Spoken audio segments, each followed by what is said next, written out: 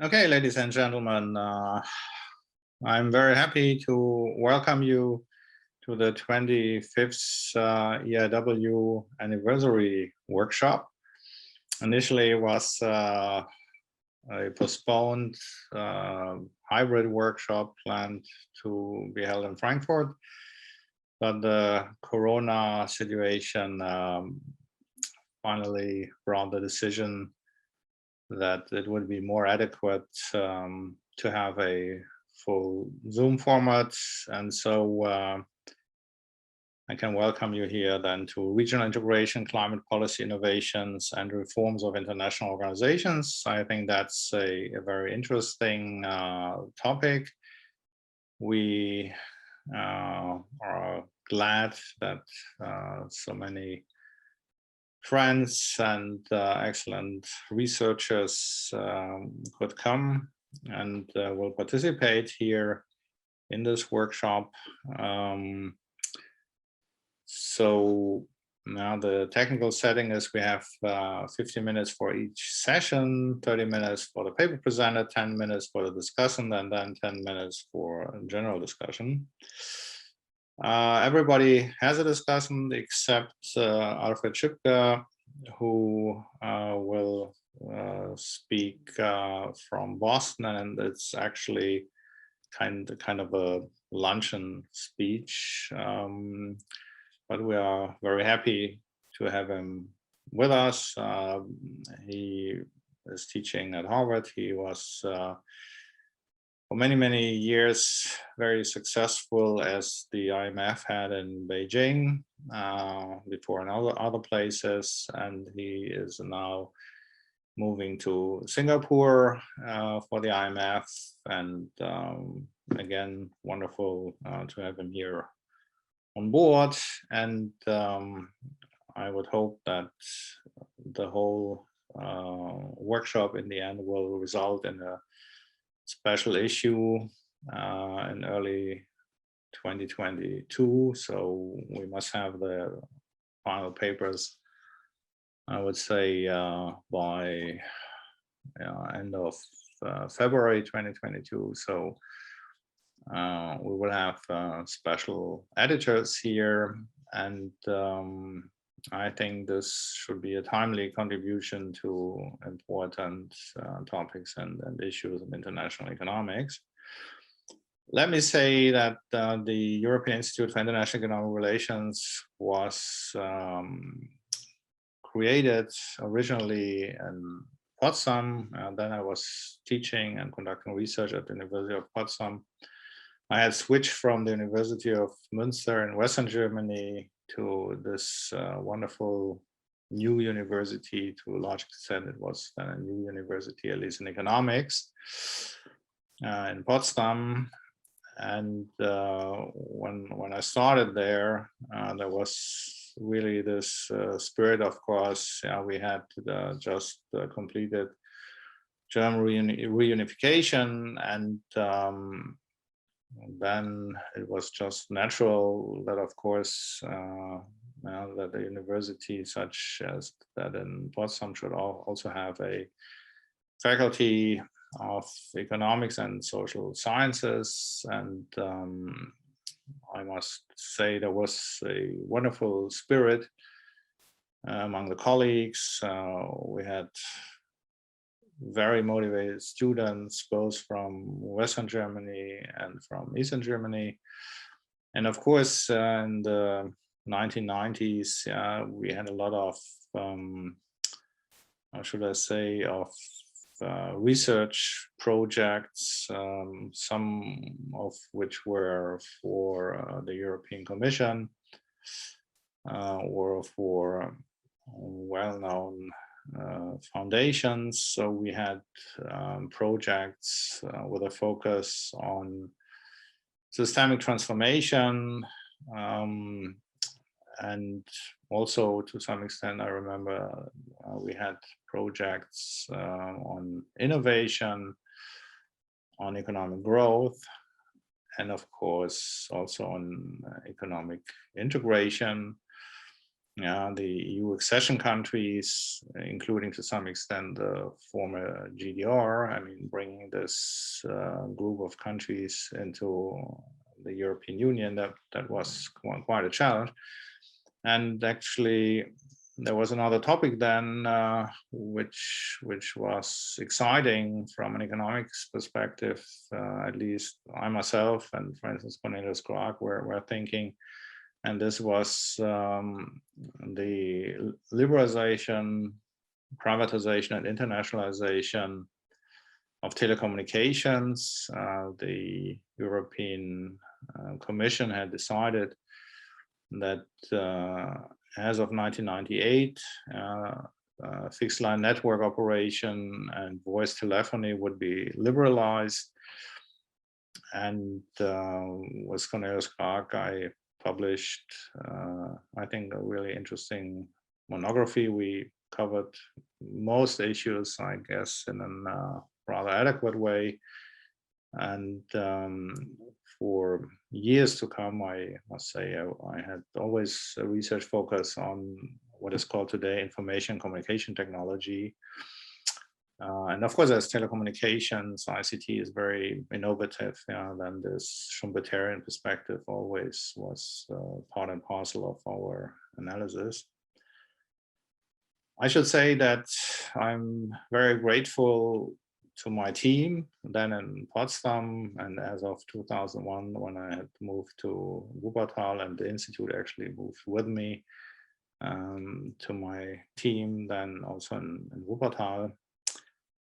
Okay, in Wuppertal, of course, some of the, let's say, key topics shifted to some extent more towards globalization, sustainability, climate policy issues, and also to financial market analysis.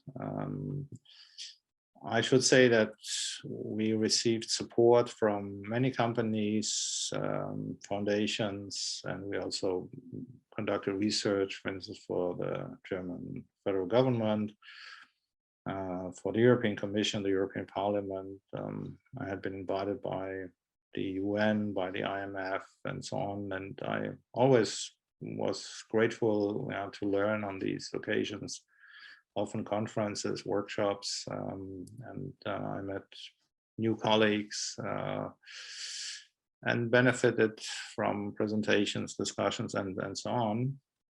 So let me say that, again, I'm grateful to my team. I'm grateful to the supporters of the European Institute for International Economic Relations at the University of Wuppertal, as it is now. Certainly very much to Frank Müller and the Vita Foundation, which was giving a lot of support and, I should say, also intellectual impulses in the field of sustainability research, climate policy analysis, and so on.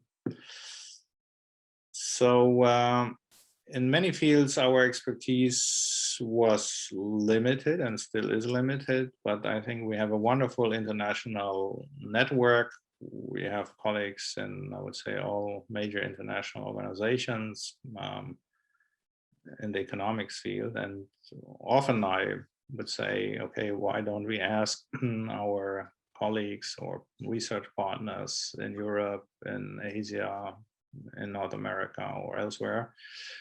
And the International Division of Labor is an element of the world economy, and the International Division of Knowledge, of course, is part of science and hopefully of scientific progress. In several fields, I would say we also were trying to have an impact on policymakers, or to help improving certain fields, or to solve problems of economic policymakers. We had, for instance, been invited by the Dutch Ministry of Economic Affairs a couple of years ago Then I was still in Potsdam, if I remember correctly, and we conducted jointly with the RWI in Essen a study which was referring to innovation and startup dynamics. That was an international benchmarking study, and there were many other partners involved.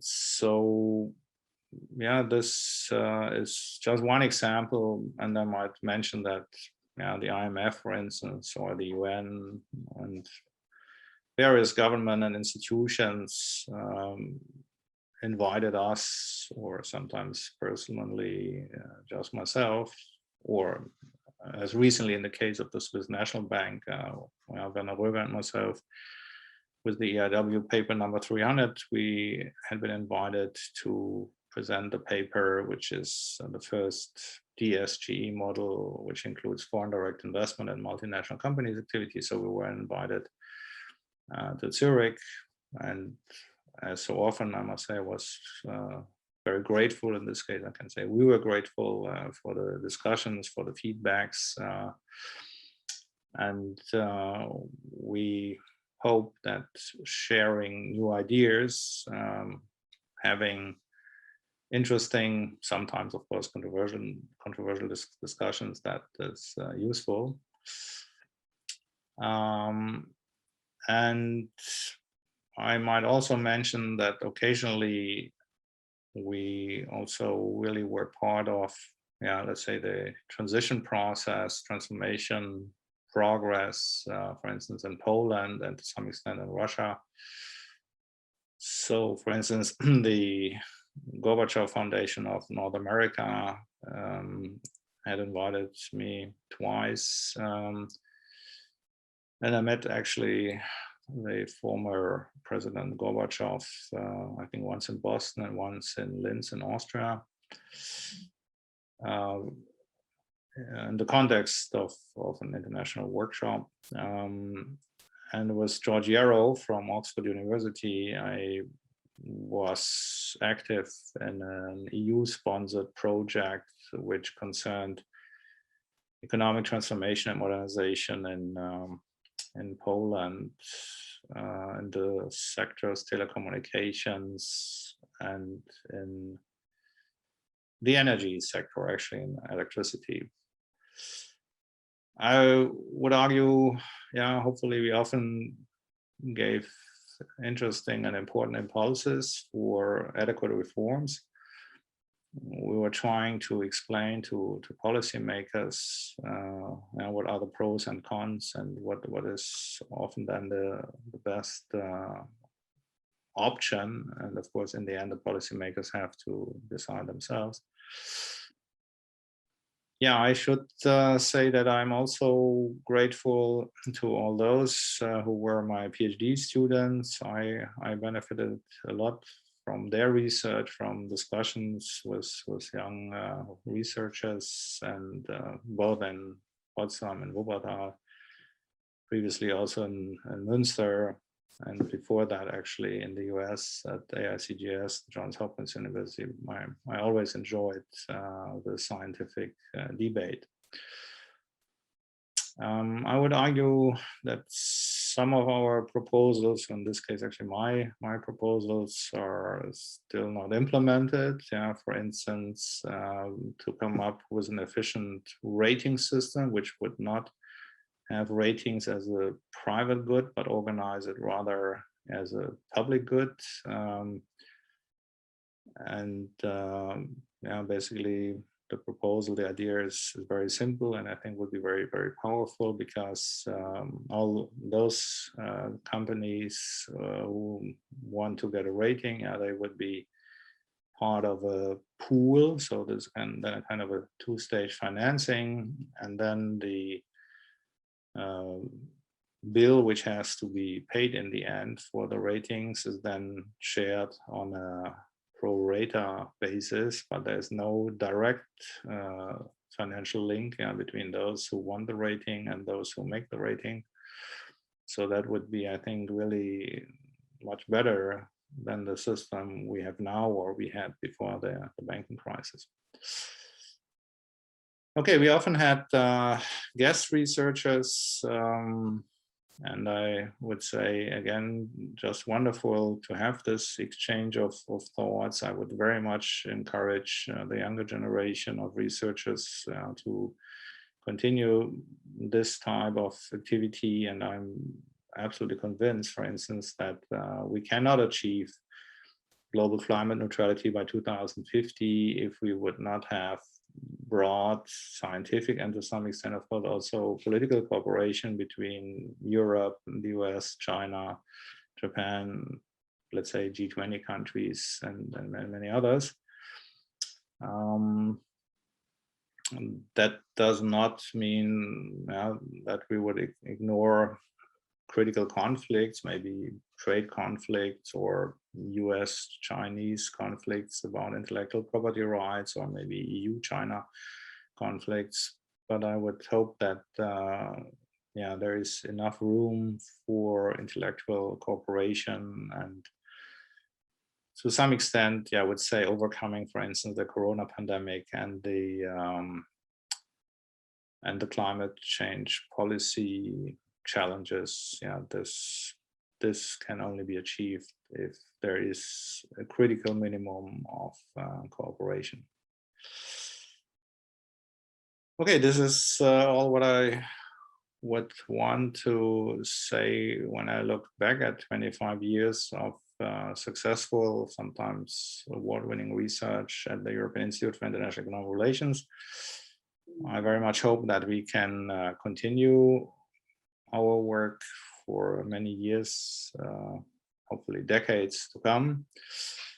And so without further ado, then I would hope that we can just start our first section, which is on international integration dynamics and the IMF.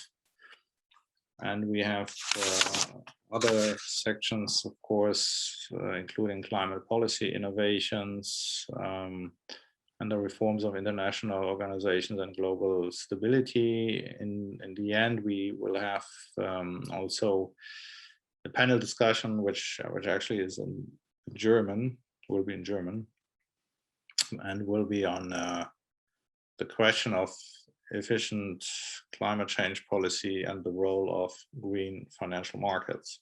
Thank you.